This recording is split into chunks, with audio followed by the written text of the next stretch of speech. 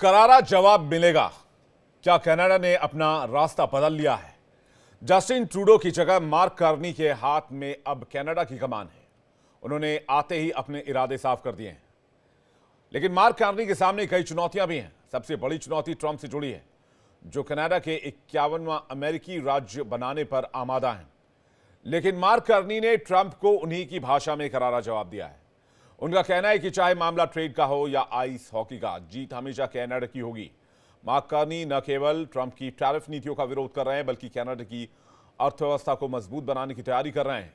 Carney ने अमेरिकी राष्ट्रपति को कड़ा संदेश देते हुए कहा कि कनाडा कभी भी अमेरिका का 51वां राज्य नहीं बनेगा। कार्नी ने ट्रंप की टैरिफ नीतियों का भी विरोध किया और कहा कि कनाडा की अर्थव्यवस्था को मजबूत बनाएंगे। अब सवाल यह उठता है कि क्या ट्रंप और कार्नी के बीच यह तनातनी आगे बढ़ेगी? क्या अमेरिका की नीतियों का असर कनाडा की इकोनॉमी पर होगा? हम आपको अमेरिका कनाडा ट्रेड वॉर का असली सच, इसके पीछे की राजनीति और इसके असर के बारे में बताएंगे। इस मुद्दे पर खास मेहमानों के साथ चर्चा करेंगे, लेकिन इससे पहले समझना जरूरी है आखिर अमेरिका और कनाडा के बीच तल्खी की वजह क्या है। मार्क कार्नी ऐसे समय में नेतृत्व संभाल रहे हैं जब कनाडा का सबसे बड़ा सहयोगी अमेरिका के साथ व्यापार युद्ध लड़ रहा है। हालांकि कार्नी राष्ट्रपति ट्रंप की आलोचना में मुकर रहे हैं। उन्होंने अपनी जीत के भाषण में अमेरिका के खिलाफ अपने सख्त रुख को दोहराया था। उन्होंने घोषणा की थी कि कभी भी ओटावा को किसी भी तरह से अमेरिका का हिस्सा नहीं बने देंगे। उन्होंने कहा, अमेरिका कनाडा नहीं है, कनाडा कभी भी किसी भी तरह से अमेरिका का हिस्सा नहीं बनेगा। साथ ही साथ कनाडा ने यह भी क्लियर किया है कि हम तब तक टैरिफ जारी रखेंगे जब तक अमेरिका हमें सम्मान नहीं देता। कनाडा कभी भी किसी तरह से अमेरिका का हिस्सा नहीं होगा। हमने इस लड़ाई के लिए नहीं कहा था, लेकिन कनाडाई हमेशा तैयार रहते हैं जब कोई और अपने दस्ताने उतारता है। My government will keep our tariffs on until the Americans show us respect. America is not Canada. And Canada never, ever will be part of America in any way, shape, or form. We didn't ask for this fight. We didn't ask for this fight. But Canadians are always ready when someone else drops the gloves. So the Americans, they should make no mistake, in trade as in hockey, Canada will win.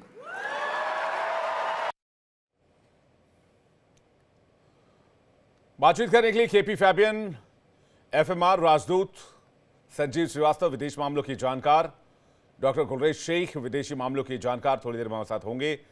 आप सभी मेहमानों का बहुत बहुत स्वागत है, साथ ही साथ दर्शकों का एक बार फिर से बहुत स्वागत करते हैं। मैं सबसे पहले फैबियन सर आपसे शुरुआत करना चाहूंगा। मेरा सवाल यह कि क्या कनाडा इस सिचुएशन में है कि वो अमेरिका को यह कह सके कि हम अपने दस्ताने तब तक नहीं उतारेंगे जब तक सामने वाला अपना दस्ताना नहीं उतार देता? Thank you. ऐसा है, ट्रंप ने कुछ किया और उसके वो कारण से अभी कनाडा में कार्नी को चुनाव मिला और लिबरल पार्टी का सपोर्ट बढ़ रहा है। क्यों ट्रंप ने कहा कनाडा को 51st स्टेट बनाना है? वो तो सीरियस नहीं था। उन्होंने वो कहा क्योंकि उनका फॉलोवर ओलिवियर कनाडा का कंजर्वेटिव पार्टी का लीडर था, उनको मदद देने के लिए ट्रंप ने वो कहा, लेकिन उसका रिजल्ट अभी दूसरा है।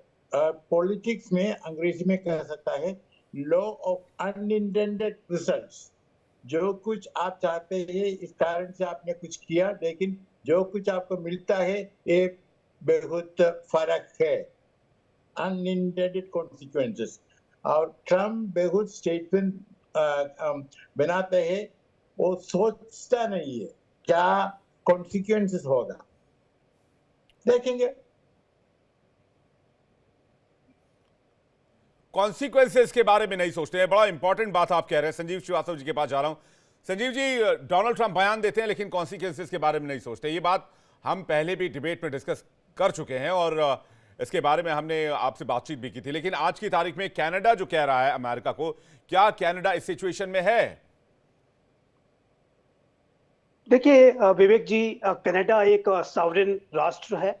कनाडा एक बड़ी टेरिटरी को होल्ड करता है और जाहिर है कि वो जो है नेटो का भी सदस्य है। अनेक इंटरनेशनल जो फॉर्मेशंस हैं उसमें एक अहम भूमिका निभाता है। और कनाडा को यदि कोई राष्ट्र का नेता, चाहे वो कितने भी बड़े राष्ट्र का नेता क्यों ना हो, वो कहे कि आप हमारे स्टेट बन जाओ, तो वो उस राष्ट्र के लिए कितने ज्यादा एम्बेरसमेंट की बात है। ये किसी भी राष्ट्र की जनता इसे स्वीकार नहीं करेगी। और जैसा कि मार्क कार्नी, जो कि नए प्राइम मिनिस्टर हैं, प्राइम मिनिस्टर डेजिग्नेट हैं, वो उन्होंने कहा है कि ये कभी भी नहीं होने जा रहा है, कभी भी नहीं होगा किसी मीन्स में, किसी फॉर्मेशन में, कि कनाडा अमेरिका का एक प्रांत बन जाए। कनाडा जाहिर है कि अपने राष्ट्र के जो अस्तित्व पर वो अपनी मातृभूमि पर उनका भी एक स्वाभिमान है, और उस पर अगर कोई खतरा पैदा करेगा तो कनाडा कोई भी स्टेप ले सकता है अपने आप को, अपने अस्तित्व को, अपने राष्ट्र को बचा के रखने के लिए, अपनी मातृभूमि को बचा के रखने के लिए। तो इस तरीके के जो प्रोवोकेटिव स्टेटमेंट्स डोनाल्ड ट्रंप दे रहे हैं, वो मेरे विचार से, जैसा कि फेबियन सर ने कहा, मैं बिल्कुल सहमत हूँ कि वो ज्यादा सोचते नहीं है कि वो क्या बोल गए, कितनी बड़ी बात बोल गए, कितनी कितनी चोट लगाने वाली बात ये बोल गए। वो ये नहीं सोच पा रहे हैं। कुछ शॉर्ट टर्म टेक्टिकल गेन्स के लिए, किसी को मदद पहुंचाने के लिए, अमेरिका फर्स्ट को थोड़ा सा एड्रेस करने के लिए, कुछ डॉलर्स को बनाने के लिए उन्होंने किसी राष्ट्र के अस्तित्व पर ही सवालिया निशान खड़े कर दिए। वो कहते हैं ग्रीनलैंड को हम ले लेंगे, पनामा कैनाल पर कब्जा कर लेंगे। यदि विवेक जी, मैं एक सवाल करना चाहता हूं कि यदि राष्ट्रपति डोनाल्ड ट्रंप, जो कि अमेरिका लोकतंत्र की दुहाई देता है, ह्यूमन राइट्स की दुहाई देता है, वो इसी तरीके से अगर वो व्यवहार करेगा, तो सी जिनपिंग और डोनाल्ड ट्रंप में क्या अंतर रह जाएगा? या राष्ट्रपति पुतिन, जो यूक्रेन पर उन्होंने हमला कर दिया, उसी तरीके से डोनाल्ड ट्रंप भी अब टेरिटरी को कब्जा करने की बात कर रहे हैं, एक्सपेंशनिज्म को बनाने की बात कर रहे हैं। तो आप किस मुंह से फिर आप रूल्स बेस्ड ऑर्डर की बात करेंगे? किस मुंह से आप कहेंगे नहीं, कि मेरा एक मेरा human led मेरा ये charter को कहना है, क्या कनाडा स्टैंड करता है अमेरिका के सामने in term of army, in term of economy, आर्थिक मामलों के हिसाब से, रक्षा के और हथियार के हिसाब से और बाकी स्टैंडर्ड के हिसाब से? विवेक जी, अभी देखिए, हथियारों की बात तो अभी बाद में आएगी, अगर ना आए तो अच्छा है। लेकिन यदि अब आर्थिक हितों की बात कर लें, तो जो कनाडा की तरफ से भी अब कहा गया है कि वो रिटेलिएटरी टैरिफ लगाएंगे। 25% उन्होंने लगाया अमेरिका ने, कनाडा ने भी 25% इम्पोज कर दिया है। और इसका परिणाम ये होगा कि अमेरिका की जो इकोनॉमी है, वहां पर जो कॉस्ट ऑफ लिविंग की जो क्राइसिस है, वो और अधिक गहरी होगी। वहां पर इन्फ्लेशन की क्राइसिस से जो अमेरिका की जनता जूझ रही थी, वो और अधिक गहरी होगी। करीब 70% से भी ज्यादा का जो कनेडियन प्रोडक्ट है, जब वो जाहिर है कि उसके ऊपर अमेरिका के लोग आश्रित थे, जब उसके दाम बढ़ेंगे तो अमेरिका की जो जनता प्रभावित होगी। और राष्ट्रपति ट्रंप ने तो अपने इलेक्शन कैंपेन में कॉस्ट ऑफ लिविंग की क्राइसिस को एड्रेस करने का सबसे पहला वायदा था, और उस वायदे को पूरा नहीं कर पाएंगे। वो मेक अमेरिका ग्रेट अगेन को बनाने की बात करते हैं, और दूसरी तरफ अपने नेबर्स को, अपने अलाइज को, अपने पार्टनर्स को हिट करते जा रहे हैं। तो क्या डोनाल्ड ट्रंप अमेरिका के हितों को नुकसान पहुंचा रहे हैं? डॉक्टर गुलरेज शेख इस वक्त हमारे साथ जुड़े हुए हैं। स्वागत है सर आपका इंडिया डेली पर। गुलरेज जी, क्या लगता है आपको, क्या डोनाल्ड ट्रंप अमेरिकी हितों का ही नुकसान कर रहे हैं अपने फैसलों से? जैसे कि फैबियन सर ने कहा कि वो कॉन्सिक्वेंसेस नहीं देखते, वो बस बोल जाते हैं। देखिए विवेक, जियो पॉलिटिक्स केओटिक होती है, लेकिन उस केओस के अंदर भी कुछ ना कुछ चीजें तो होती हैं कम से कम, कि जिसको आप सोच सकते हो कि वो सोची समझी होती हैं और एक योजनाबद्ध रूप से की जाती है। कहीं ना कहीं रूल्स होते हैं जिनको फॉलो किया जाता है। तो डोनाल्ड ट्रंप तो इन सब से परे होकर बिल्कुल बात कर रहे हैं, और जिस तरह की वो बात कर रहे हैं, आप देखेंगे कि हो सकता है कि शॉर्ट टर्म में उनको फायदा हो। इस प्रकार की जो टैरिफ्स होते हैं और इस प्रकार की जो चीजें होती है, कुछ समय तो आपको फायदा देती हैं, लेकिन मीडियम टर्म और लॉन्ग टर्म में नुकसान होना है। और जहां तक यूनाइटेड स्टेट्स की बात है, देखिए यूएस जो ग्रेट बना, उसका बनने का एक बहुत बड़ा कारण था कि एक तो दो तरफ से तो वो समुद्र से घिरा हुआ था, और उसके जो इमीडिएट नेबर्स थे कनाडा और मेक्सिको, उनसे उनके बहुत अच्छे संबंध थे। तो ये जो एक सबसे बड़ा उसको फायदा था, वो खत्म हो जाएगा इस प्रकार से अगर चलता रहा तो, क्योंकि मेक्सिको भी कहीं ना कहीं हॉस्टाइल हो रहा है, कनाडा भी हॉस्टाइल हो रहा है, और यूनाइटेड स्टेट्स ऑफ अमेरिका ठीक है बहुत बड़ी शक्ति है, लेकिन अब वो केवल एकमात्र शक्ति नहीं बची है। यूनिपोलर मूवमेंट जो था उनका, जो 1991 में सोवियत यूनियन के पतन से शुरू हुआ था, वो जा चुका है। मार्को रूबियो ने खुद ने स्वीकार की ये बात कि एक मल्टीपोलर वर्ल्ड है। तो जब आप इस प्रकार की हरकतें करोगे तो फिर कनाडा के पास भी, यूरोपियन यूनियन के पास भी, हिंदुस्तान के पास भी, चीन के पास भी, सबके पास अवसर होते हैं कि आपके खिलाफ सब एक हो जाएं। और आपने एक बात देखी होगी, कुछ समय पहले चीन की तरफ से बयान आता है कि ड्रैगन और हाथी एक साथ क्यों नहीं डांस कर सकते। तो अब ये एक ऑलिव ब्रांच उन्होंने भी हमको दी है, और डेफिनेटली हम भी उस ऑलिव ब्रांच कहीं ना कहीं लेंगे। इसी प्रकार से आप देखिए कि यूरोपियन यूनियन भी कहीं ना कहीं ऑलिव ब्रांचेस दे रहा है। और आपने एक चीज नोटिस की होगी कि मिस्र ने एक प्लान बनाया गाजा के लिए, और इजराइल और अमेरिका ने उसको खारिज किया, लेकिन यूरोप के 4 देश कूद पड़े कि हम उसको समर्थन देते हैं। वो 4 कौन कौन से हैं? फ्रांस, इंग्लैंड, जर्मनी, और एक कंट्री और है। 4 कंट्रीज ने मिलकर सपोर्ट दिया। अब ये 4 कंट्रीज अगर सॉलिडली, अगर ये 4 कंट्रीज एक साथ सपोर्ट देते हैं, इसका मतलब क्या है? इसका मतलब ये है कि कहीं ना कहीं वो एंटी अमेरिका जो चीज है वो करना शुरू कर दिए हैं, जबकि यूरोप ने आज तक कभी नहीं की थी। तो आप सोचिए कि अमेरिका कितना भी स्ट्रांग क्यों नहीं हो, आर्थिक रूप से भी वो पूरी दुनिया के खिलाफ होकर नहीं चल सकता।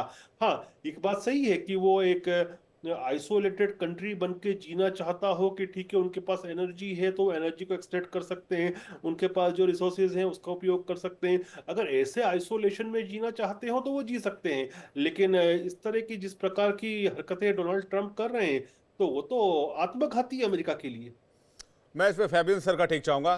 फैबियन सर, अगर आप देखेंगे हिंदुस्तान के ऊपर रेसिप्रोकल टैरिफ लगाना और पूरी दुनिया में रेसिप्रोकल टैरिफ की बात करना, इसके अलावा अमेरिका का जैसे कह रहे हैं कि मल्टीपोलर वर्ल्ड है इस वक्त और हर देश अपने हित के हिसाब से फैसले करता है, लेकिन अमेरिका आज की तारीख में फैसला थोपना चाह रहा है। और जैसे कि गुलरेज शेख ने कहा कि ये वो समय नहीं है जब आप अपने फैसले दूसरों पर थोपेंगे, तो आपके अंदर और आपके ऊपर और चाइना के ऊपर के बीच में फर्क क्या रह गया?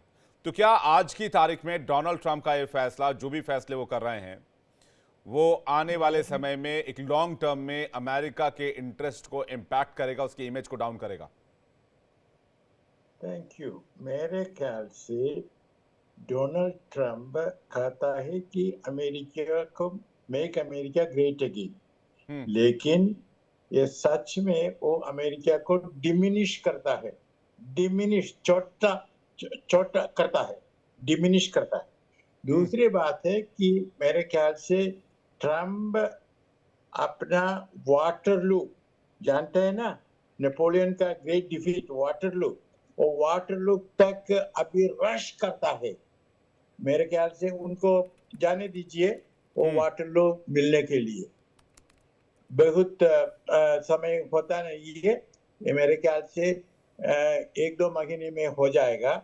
और जब मिड टर्म इलेक्शन होता है उस समय ट्रंप को इसका मतलब है कि रिपब्लिकन पार्टी को बेहद डैमेज होगा।